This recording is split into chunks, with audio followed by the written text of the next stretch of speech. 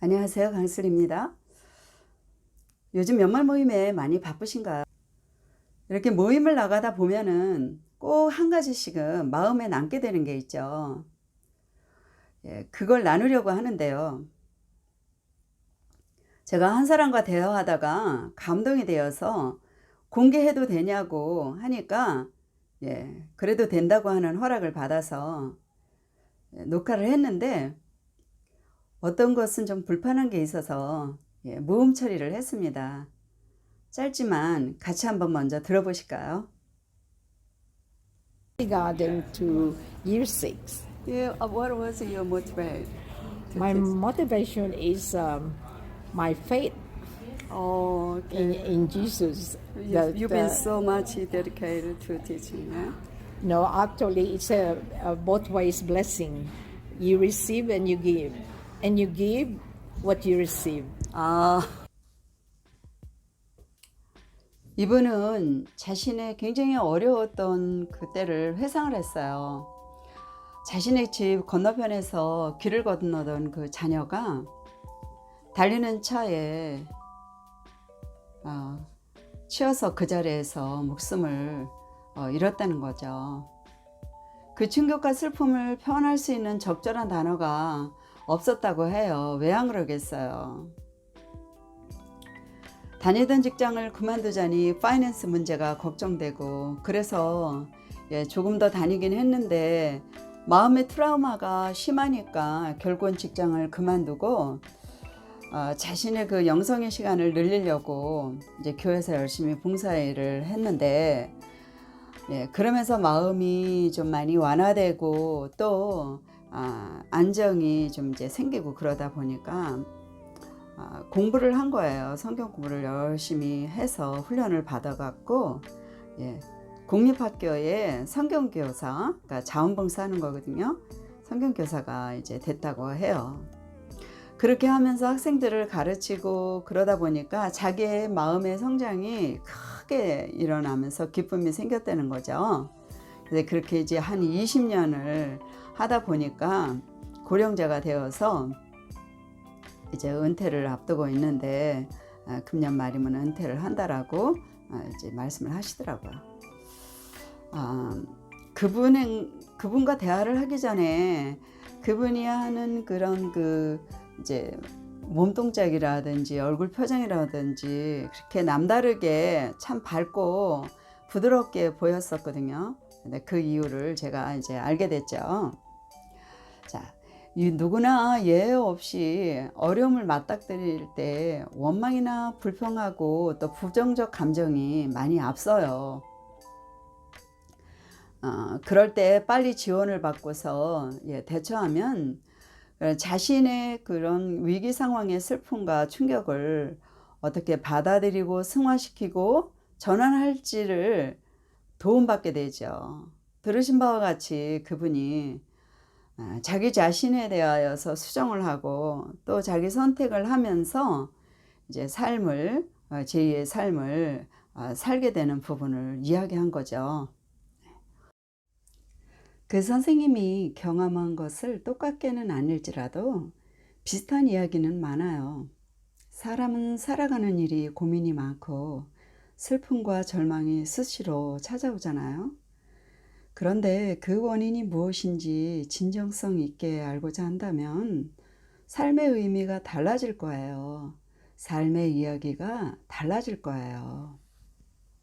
또 다른 미팅에서 나온 한 가지 이야기는 살림살이가 굉장히 이제 넉넉하고 부유한 집인데 부부가 날마다 다투고 서로 비꼬고 비난하고 트지 잡고 불평하고 폭력이 정말 끊임없이 그렇게 있었다는 거죠. 폭력이 이게 꼭 뭐 그런 언어 폭력도 이제 굉장한 폭력이니까 서로 언어 폭력을 했다는 거죠. 그런데 그 집을 방문해서 집안일을 해주고 저녁이면 돌아가는 그런 여성이 있었는데, 그 여성은 그 집에 일하러 올 때 문을 열고 들어오면서 미소를 머금고 또 힘든 일을 하면서도 여전히 그 표정이 그 미소가 떠나지 않고 예? 그러더라는 거죠. 그리고 아무 말도 없이 그 다투는 부부의 그런 그 불편한 분위기, 그런 긴장감 이런 것들을 그냥 한결같이 자기 표정을 유지하면서 그렇게 있더라는 거예요. 근데 어느 날 그 집에 그 부인은 이제 싸우고 집을 나갔어요.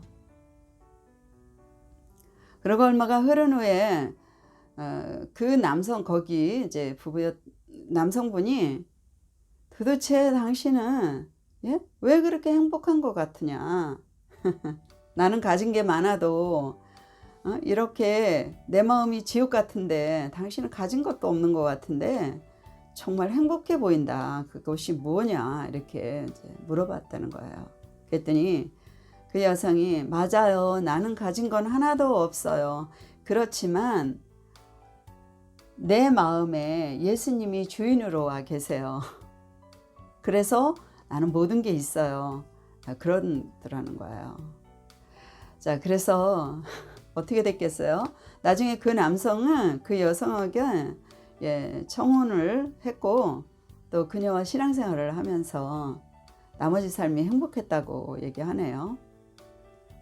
가진 게 많아도 그것에 만족과 감사가 없고 누리지 못하고 더 추구하면서 불평하는 사람은 그 마음의 주인이 그런 존재라서 그래요. 이 주인을 바꾸기 전에는 이 세상에서는 참 행복을 경험하기가 어려워요. 늘 부정적이죠. 그러면 이 주인이 누구일까요? 예수님은 그를 절도요 강도라고 합니다. 그래서 예수님은 이것을 해결하시려고 성육신에서 오신 거예요. 가짜를 주인으로 알고 잡혀서 속고 병들고 절망하며 사는 사람들을 구원하시려고 이 땅에 오신 거예요. 그리고 죽어주셨어요. 사람들이 이것을 모르는 채 크리스마스 시즌을 문화로만 취급한다거나 기독교인의 한 이벤트로만 여긴다는 건 매우 값싼 취급을 하는 것이죠.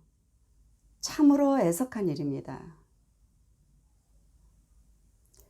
크리스마스는 인류에게 이 값어치를 되찾아 주시려고 오신 예수님이 초림하신 것을 기념하고 우리를 값있게 하신 것을 감사하는 마음으로 새기는 시즌입니다. 임마누엘, 하나님이 우리와 함께 계시다라는 뜻이잖아요. 이 얼마나 든든한 백그라운드입니까? 예수님의 탄생을 이렇게 의미하는 극치의 찬양의 뜻이죠. 여러분, 임마누엘, 예수님이 함께 계신가요? 그렇다면 이것이 잘 해결되신 분들은 재림의 주님과도 분명한 관계가 되실 것입니다. 다음 영상에서 이 부분을 계속하겠습니다. 시청해 주신 것을 진심으로 감사합니다.